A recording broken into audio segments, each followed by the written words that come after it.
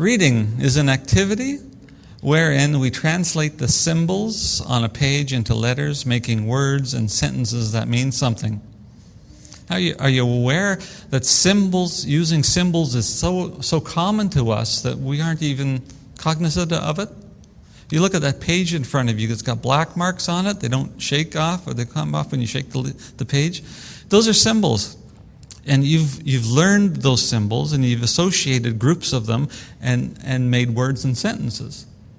And you've learned the symbols, and you know what you're reading.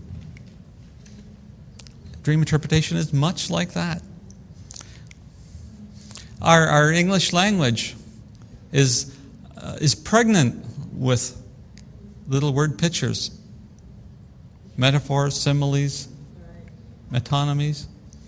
I spent a day writing down everything that I heard, and I couldn't keep track of it all. Those are all little symbols, little word pictures, and when we know the meaning, we know what's being said. Now, I had the experience of going to Australia and listening to a whole new set of them that I didn't understand at all, and I couldn't interpret what they were telling me until I learned the symbol. Are you getting the picture? Do you remember this? What's B?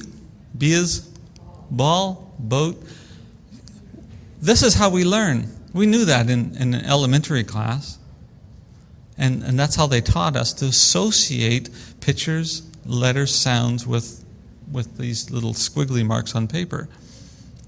It's natural to us. We've lost a lot of it because of our emphasis on logic and reason. But we work with symbols every day. What can you tell me about this? Can you tell me the story? Everybody can. Aesop's fairy tale of the hare and the tortoise. Haste makes waste. We know the details and everything just by 2 pictures. It's amazing. Do you think God knows that we work that way? I think so. Symbolism in the Bible, what's that represent? It's supposed to be a dove. Good. The Holy Spirit, yes. God's covenant with us that knows time. It's not a New Age symbol. It's a biblical Christian symbol. We have the bread and the wine representing Jesus' body and blood. Symbols were just common to us. We know them. The cross means everything to us. The Bible is full of them. The rainbow, the cross, the empty tomb. When we use those phrases, we know what we mean because we've learned the symbol. This is an interesting quote by Norman Wright. Tell someone to do something and you change their life for a day. Tell someone a story and you change their life.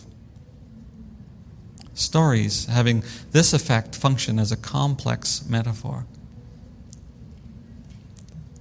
Stories, they stay with you like the hare and the tortoise. And you can all tell me the 3 pigs, even though you haven't heard the story in decades, some of us. But they stay. And I think that's why God uses stories in the parables. The parables are just word pictures. Jesus spoke to us in parables because he knows that's how we operate. That's what makes us tick.